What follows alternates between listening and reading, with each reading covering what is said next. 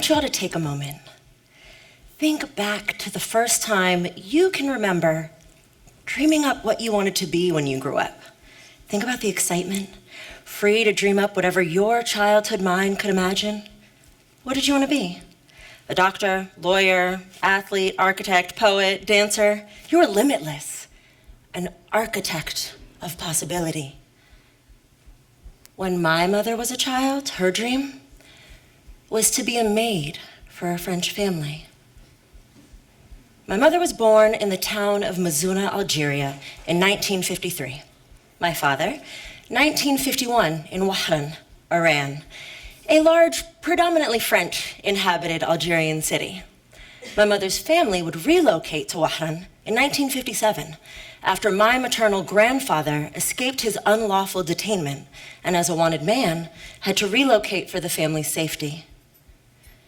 See, France occupied Algeria in July of 1830, a 132-year occupation filled with policies and practices that David Scott Bell, professor of politics at the University of Leeds, would later call apartheid-like. A regime so fueled by violence that Human Rights Watch indicted General Paul Ossarès for crimes against humanity after the release of his 2001 tell-all book detailing the military's treatment of the indigenous population. Ben Kiernan, historian, professor, and the director of the Genocide Studies program at Yale, has aptly referred to the settler colonial project as genocidal in his book, Blood and Soil. In the first 45 years of the occupation, France had, Kiernan writes, killed approximately 825,000 indigenous Algerians. A long shadow of genocidal hatred persisted, provoking a French author to protest in 1882 that in Algeria, we hear it repeated every day that we must expel the native and, if necessary, destroy him. A French statistical journal urged 5 years later that the system of extermination must give way to a policy of penetration. It should come as no surprise then that my parents, like their parents and generations before them, born of and to the land, had no citizenship, no rights. The French had a code, a civil code, le Code de l'Indigénat. In English, the Indigenous Code, a set of policies and a violent penal system imposed only on the indigenous population. Indigenous Algerians were French subjects, yes, but never citizens. And to be fair, for the sake of historical accuracy, in the 132 years of occupation, less than 2% of indigenous Algerians were given and then subsequently stripped of their French citizenship due to their religious affiliation. Otherwise, my people possessed no rights, no nationality, no citizenship, simply les indigènes, the indigenous. In 1954, after 124 years of occupation, under constant threat of violence, with limited to no possibilities for education or livelihood, the uprising for independence began. Now, there were peaceful, political, and diplomatic attempts at achieving freedom well before '54. And those attempts were met with extreme violence in order to crush the dream of freedom, as is sadly the case with liberatory movements. Because to quote JFK, John F. Kennedy, "Those who make peaceful revolution impossible will make violent revolution inevitable."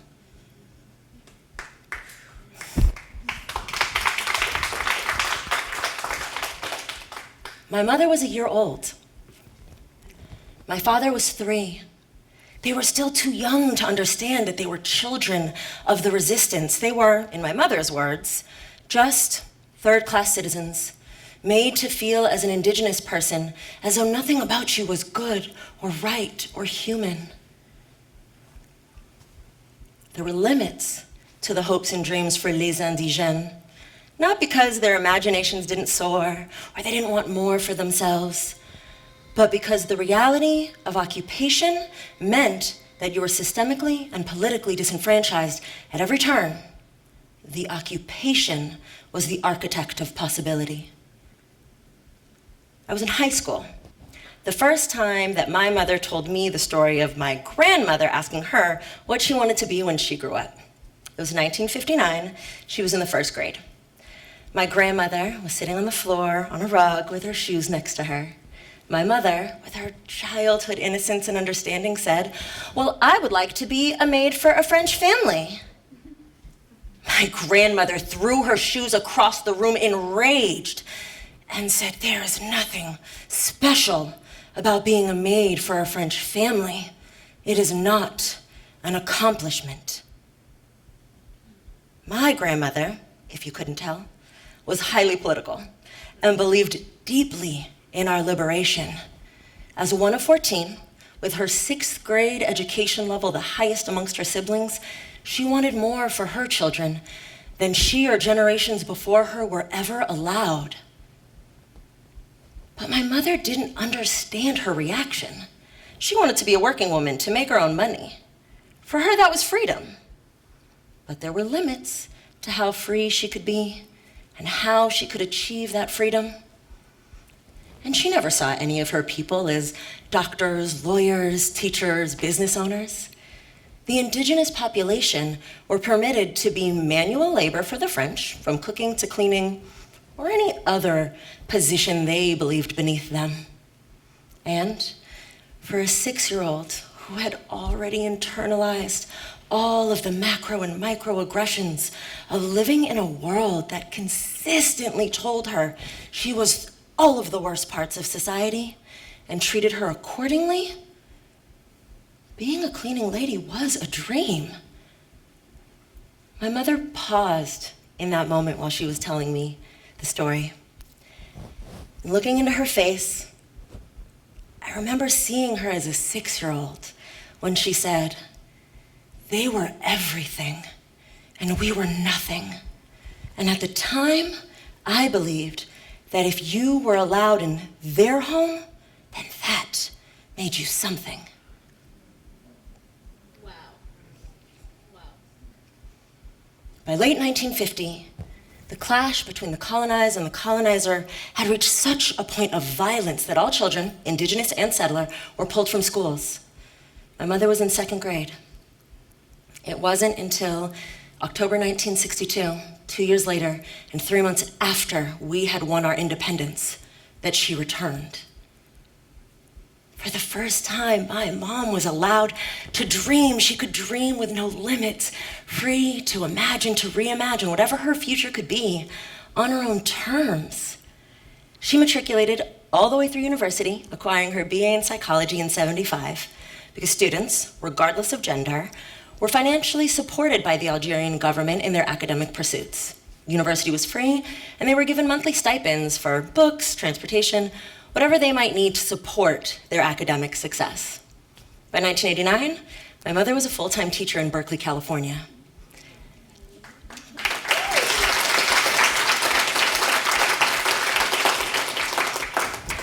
My father, a headmaster at the same school.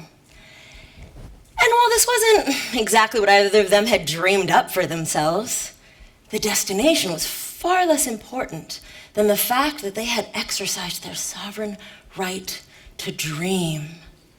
They were the first generation of our people who were their own architects of possibility. People who live under the thumb of dominance and oppression, be it overt or covert, are robbed not just of their social and political freedom, but of the freedom of their dreams. For even if they were to allow themselves to dream, the realities of occupation and the socio-political and literal violence that occur are obstacles that the colonizer would have us believe are insurmountable. But the right to dream is a fundamental tool for liberation. For liberation requires of us the ability to imagine, to reimagine what is into what could be, to think outside of what is currently possible. It is my grandmother throwing her shoe across the room because she dared maintain the right to dream. It is my mother sitting in this very room, raising me to understand that while it will be hard, while there will be obstacles, while settler colonial projects are still very much alive in the literal sense and in the remnants of their politics, that the world was still full of infinite possibility. At the time of decolonization, 90% of indigenous Algerians were illiterate. A statistic, I'm happy to note, flipped to a 90% literacy rate by 2002. At the time of decolonization, me standing here before you with a fluency in liberation is a dream even my parents' generation couldn't dream up. So now I ask you, what kind of world do we need to imagine, to reimagine, to create in order for the sovereignty of dreaming to be returned to all of us? A world where the right to dream and the pursuit of it is not revolutionary, but a basic human standard. What kind of world do we as a collective need to create in order for each of us to have access to a pathway of possibilities, the same possibilities? A world where the right to dream is afforded to each and every one of us, not some of us, not those of us with dominant identities or the identity of the colonizer, but each and every one of us. I was 14 the first time I read Frantz Fanon's The Wretched of the Earth. Fanon, a French psychologist originally from Martinique, a current French colony, wrote the book after his time working in a French hospital in Algeria, where he treated not just French soldiers experiencing the psychological distress that they endured for inflicting and torturing indigenous Algerians in order to suppress anti-colonial violence, but they're Algerian torture victims as well.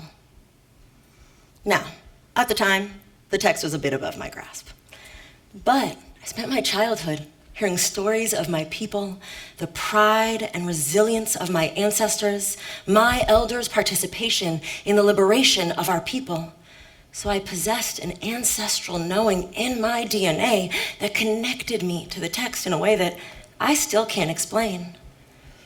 So when Fanon said, imperialism leaves behind germs of rot, which we must clinically detect and remove from our lands, but from our minds as well, I understood that Fanon was speaking of the remnants of imperialism that lay within our collective consciousness, not just of the colonized, but of the colonizer as well.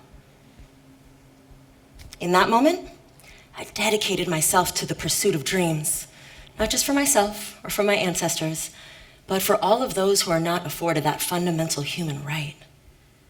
Fully embracing my right to dream was not just the best way I knew how to honor my parents and my lineage, but I knew that the decolonization of my mind that would be required to do so would liberate me not just from modern day imperialism, but it would also mean my participation in the liberation of the collective.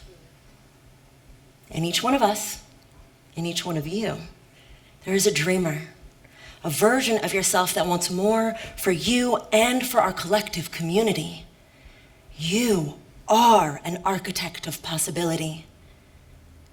We have to become a collective that demands the right to dream, and by way of our dreaming, make space for others who may still face the rot of imperialism on their land or in their mind. If we do not become this version of ourselves as an individual, as a collective, then we are doomed to repeat the atrocities of our past. We are repeating them right now. The right to dream, for me, is not just my duty, my honor, to continue to carry the torch of liberation of my people, but more importantly, to use it to light the path for others as they seek their own. Thank you.